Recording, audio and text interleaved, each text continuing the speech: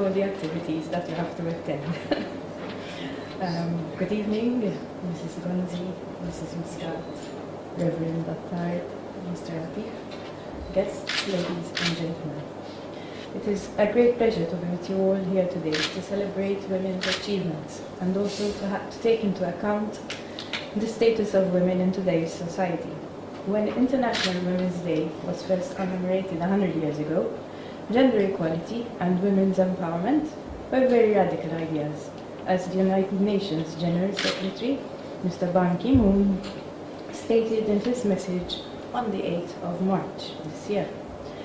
The main themes of his message were gender imbalance in education, the unacceptable discrimination and violence against women endured within the domestic environment as well as in conflict zones, women and children's health, women in decision-making positions.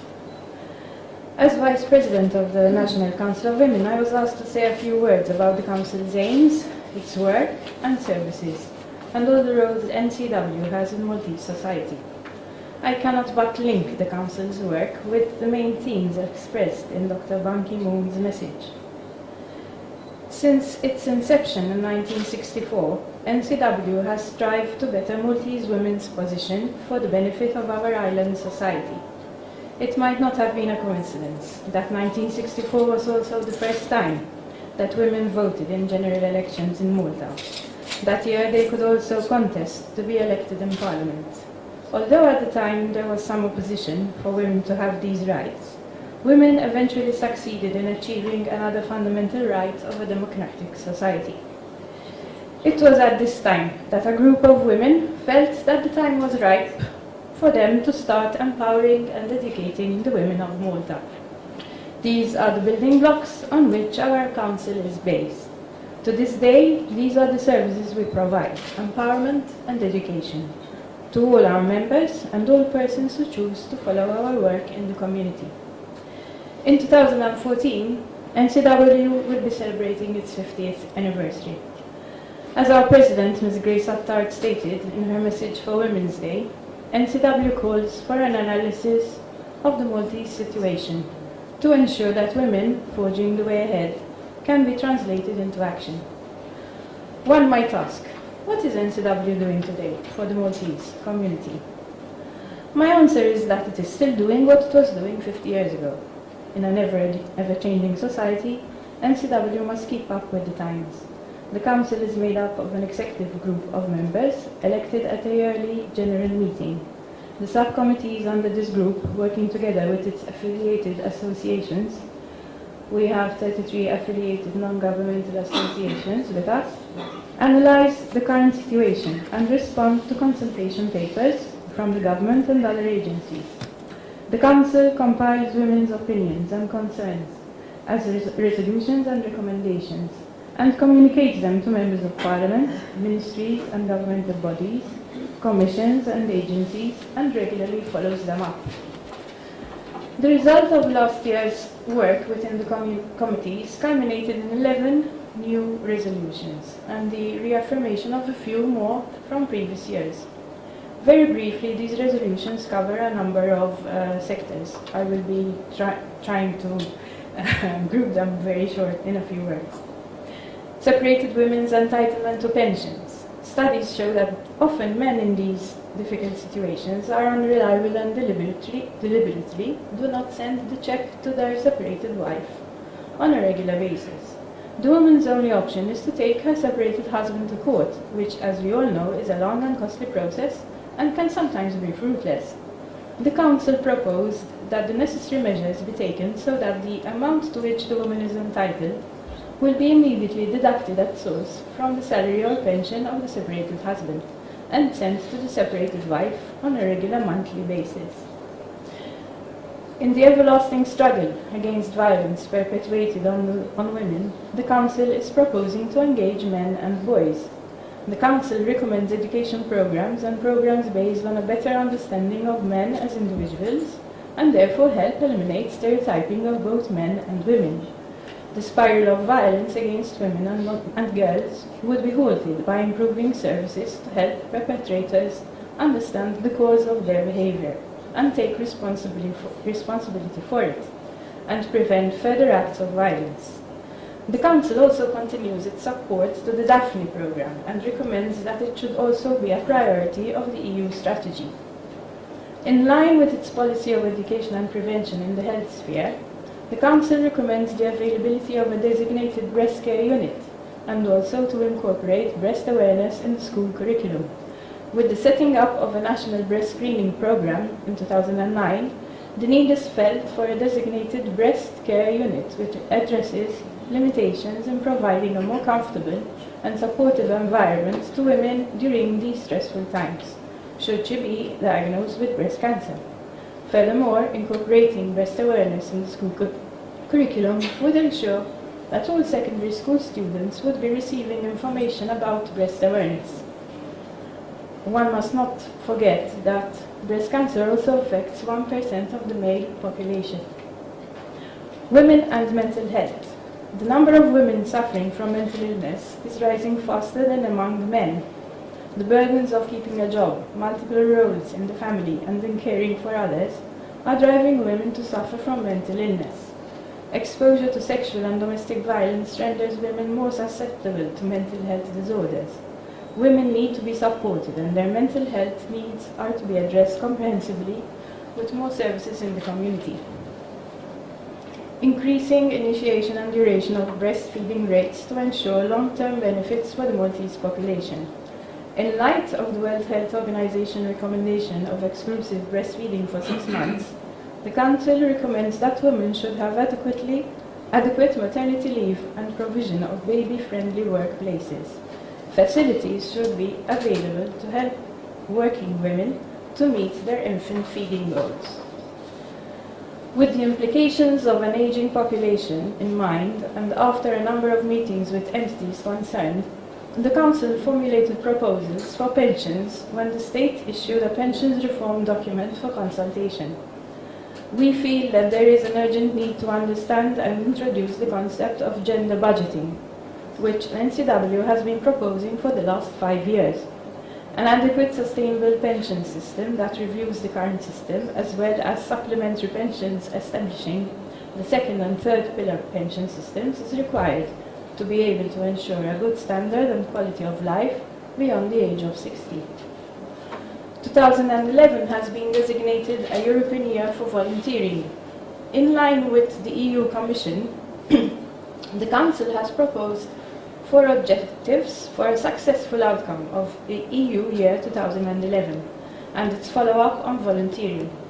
The Council proposes the creation of an enabling environment that will help anchor volunteering as part of promoting civic participation and people-to-people activities.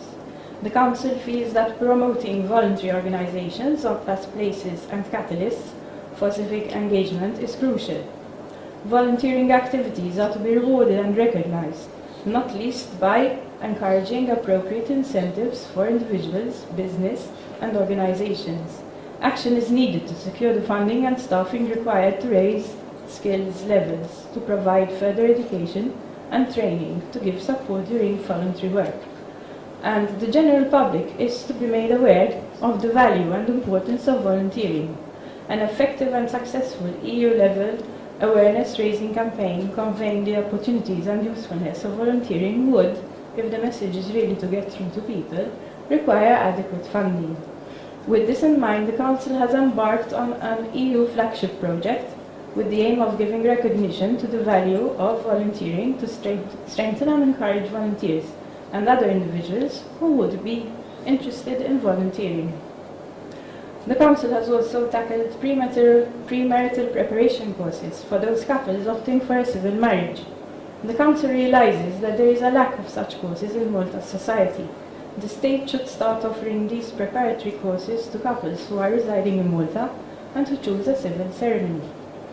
Normalizing childbirth. Studies carried out in Malta show that there is a need to decrease the high rate of intervention during pregnancy and childbirth, and to increase the rate of normal childbirth. The public needs to be informed by being given the right unbiased information. In this way, public money will be used more effectively and efficiently according to the clinical needs. NCW would also like to see certain discrepancies in national education being tackled, especially in how the Maltese MATSEC examination is set out and also in the inclusive education sector. This Maltese MATSEC exam is not reflecting the student's ability in the usage of the Maltese language. Inclusive education in Maltese schools must be coordinated at all primary and secondary schools. More counselors and guidance teachers are needed. Other professionals, such as social workers, speech and occupational therapists, and specialists in specific learning difficulties should also be made more available. In the ever-increasing need to balance work and life demands, the extension of maternity and paternity leave directive will come into force in 3 years' time. The Council feels that this should allow government, in agreement with the social partners, time enough to consider the reform of maternity and, I stress the word, parental leave. It's not paternity leave, it's parental leave. Payments through sharing the financial costs by introducing financial incentives for the private sector who introduce positive action of integrated maternity and parental leave.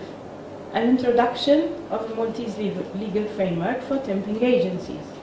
Collective agreements with options to include lifelong learning opportunities by employers for women and men on parental leave or career breaks, as well as an introduction of a framework for child-minding services within the community for those mothers who can use adequate facilities at their home to offer the services and legal provision on parental leave in order to encourage sharing care responsibilities between mothers and fathers. NCW does not only propose recommendations, but also solutions to the new and demanding challenges the Maltese family faces.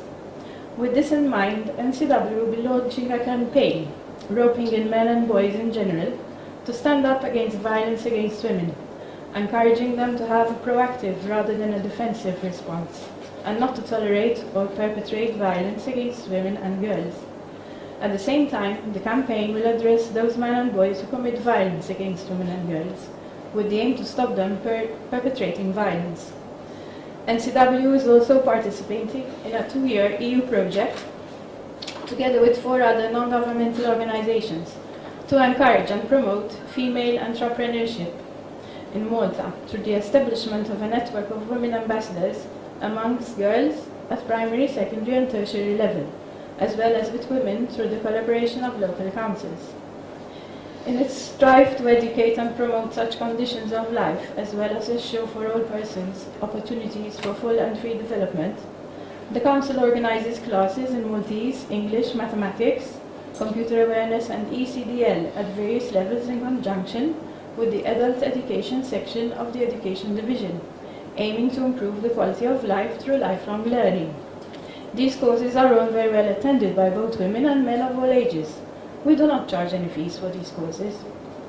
On a national level, NCW Malta is a member of the Civil Society Committee of the MCESD.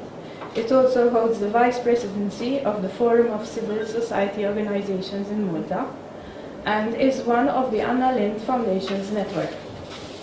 Internationally, NCW Malta is a member of the International Council of Women, comprising national women's councils from every continent. NCW Malta has special consultative status with the Economic and Social Council of the United Nations.